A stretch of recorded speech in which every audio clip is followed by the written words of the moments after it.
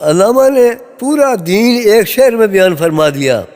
مغز قرآن روح ایمان جان دین.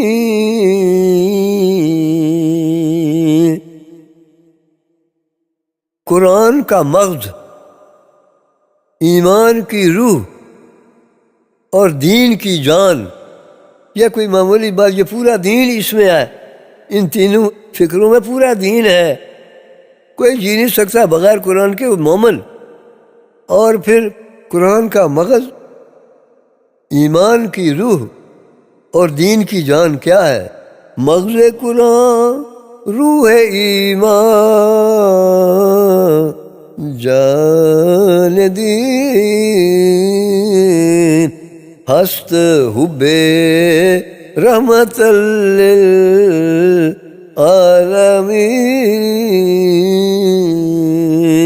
نبی کریم صلی اللہ علیہ وآلہ وسلم فدا ابی و امی. آپ کی محبت ہے تو قرآن بھی ہے، آپ کی محبت ہے تو ایمان بھی ہے، آپ کی محبت ہی ہے دین سارا، آپ ہی کی محبت ہے. مغز قرآن روح ایمان جان دین ہست حب رحمت للعالمین.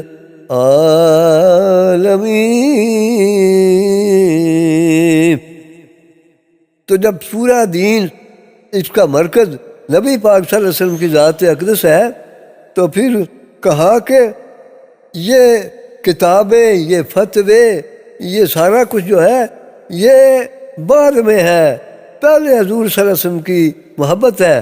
تو انہوں نے پھر کہا کہ صد کتاب و صد ورق در نار کن. حضرت شمس تبریزی جب تشریف لائے مولانا روم کے پاس، تو اس وقت مولانا روم کے پاس اب جیسے یونیورسٹیاں ہیں نا، وہ باہر سے اپنے ملک سے لوگ جو پڑھ کے پھر اضافی علم حاصل کریں گے وہ یونیورسٹی میں جاتے ہیں نا، تو تمام دنیا میں سے علماء کرام مولانا روم کی مجلس میں آتے تھے. اور مجلس لگی ہوئی ہے، کتابوں کا ڈھیر ہے، کنویں کے کنارے باغ ہے اور ایک پرفضا سما ہے، تو اس میں درس جاری ہے. تو شمس تبریزی رحمۃ اللہ علیہ، آپ کے دل میں جو سوز تھا نا، جو سوز تھا اس کا برداشت کرنے والا کوئی نہیں تھا. تو آپ کو پتہ لگا، آپ کو اشارہ ہوا کہ وہ روم میں جو مولوی ہے وہ آپ کے اس سوز کو برداشت کر سکتا ہے. وہ تو رنگ دڑنگ کی حالت میں تھے، وہ کوئی لشکر کے ساتھ نہیں آئے، کوئی پروٹوکول نہیں تھا. تو آپ شادہ جس حالت میں ہوتے تھے، آپ آئے، آپ آ کے جب وہاں رہے تو کتابوں کا ڈھیر پوچھا. تو پوچھا یہ چیز یہ کیا ہے؟ مولانا روم نے فرمایا کالست ولیکن تو نمی جانی، یہ تو کتابیں ہیں، علم ہے، حکمت ہے، اس میں تجھے کیا پتا؟ تو آپ نے دکھا دیا، ساری کتابیں کنویں میں پھینک دی. تو اب کیا حال ہوگا؟ مولانا روم نے فرمایا ساری زندگی کی محنت کو ضائع کر دیا، یہ کیا کیا؟ اب وہ مار تو نہیں سکتے تھے ان کو، پریشان ہو گیا سارا مجمع جو ہے.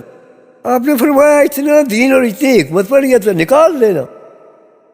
کہا وہ تو ساری بھیگ گئی ہیں. آپ نے ہاتھ اپنا شفقت سے کرم ڈالا اور ساری کتابیں کچھ بالکل سوکھی ہوئی نکال لی. بس جب یہ منظر دیکھا نا تو رومی نے پوچھا یہ کیا ہے؟ انہیں فرمایا یہ حال اسلام لیکن تو نمی جانی، اس کال کا یہ حال ہے لیکن تجھے کیا پتا؟ یہ کہا اور بس چلے گئے. بس وہ درس، وہ تدریس، وہ سب کچھ رہ گیا وہاں.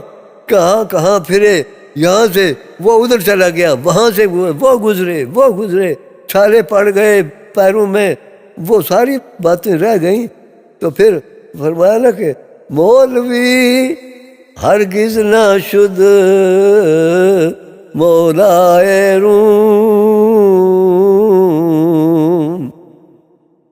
مولوی تو تھے، مولا روم تب بنے جب تک شمس تبریزی کی غلامی نہ کی مولوی ہرگز نہ شد، یا از خود بھی پڑھتے ہیں کہ اپنے آپ مولوی از خود نہ شد مولائے روم تا غلام شمس تبریزی نہ شد۔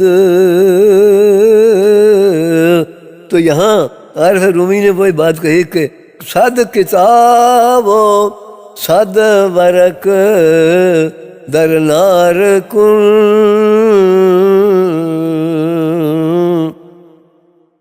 روئے دل، روح کہتے ہیں چہرے کو، ایک تو یہ چہرہ جو ہمارا سامنے ہے اور دل کا چہرہ، اصل جو مرکز ہے ہمارا وہ تو دل ہی ہے نا۔ تو فرماتے ہیں کہ روئے دل را جانبے دلدار کن،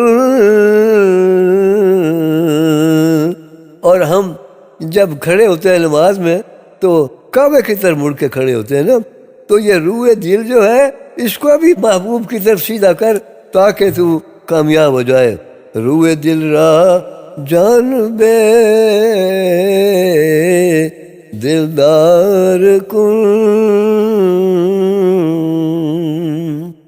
ذکر و فکر و علم و عرفانم توئی، ہمارا ذکر، ہماری سوچیں، ہمارا فکر اور ہمارا علم اور معرفت یہ سب کچھ آپ ہی کی ذات باق ہے۔ ذکر و فکر و علم و عرفانم توئی، کشتی و دریا و طوفانم توئی، میری کشتی جس میں اعمال ہوتے ہیں، وہ دریا جس کو ہم نے پار کر کے پلسرات سے پار جانا ہے، اور وہ طوفان جو راستے میں پیش آنے والے ہیں، آپ کی ذات مبارک کی ہے جو ہمیں یہاں ہر جگہ کام آئے گی۔ ذکر و فکر و علم و عرفانم توئی، کشتی و دریا و طوفانم توئی۔ نبی کریم صلی اللہ علیہ وسلم کی ذات اقدس جو ہے یہ کیا ہے؟ حضرت حسان رضی اللہ عنہ نے جب فرمایا نا وَأَحْسَنُ مِنْكَ لَمْ تَرَ قَطُّ عَيْنِي وَأَجْمَلُ مِنْكَ لَمْ تَلِدِ النِّسَاءُ، اور بارگاہ اقدس میں سامنے ممبر پر آپ کی اجازت لے کے بیٹھ کے یہ عرض کرتے ہیں، اگر کسی جگہ جو دوسرا شعر ہے نا اس کا اگلا، وہ بہت نازک شعر ہے، وہ بہت گہرا شعر ہے، اگر اس میں کسی زبر زیر کا فرق ہوتا تو حضور صلی اللہ علیہ وسلم اشرا فرماتے نا۔ دوسرا شعر کیا ہے؟ خلقتا، آپ صلی اللہ علیہ وسلم کو اللہ تعالیٰ نے پیدا فرمایا مبرم من کل عیب، یہ تو ہمارا ایمان ہے، تمام انبیاء معصوم تھے، عصمت انبیاء ہمارے ایمان کا حصہ ہے۔ حسان نے عرض کیا کہ خلقتا مبرم من کل عیب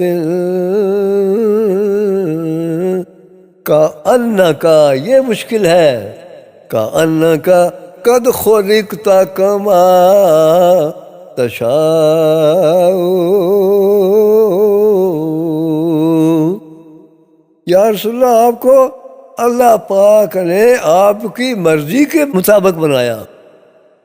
جب اللہ تعالیٰ نے تخریب فرمائی کہ حضور کہاں تھے، یہ مشکل کام ہے نا۔